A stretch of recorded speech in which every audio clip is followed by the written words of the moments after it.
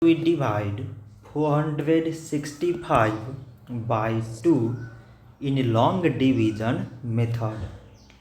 2 times 2 is 4. On subtracting it is 7. We put down this 6 and 2 times 3 is 6. On subtracting it is 7.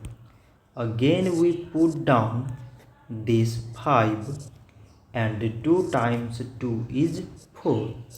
On subtracting it is 1. So now this 1 is less than 2 and there is no other number beside to put it down. So we put here decimal so that we take 0. So it is 10 and 2 times 5 is 10. On subtracting it is 0.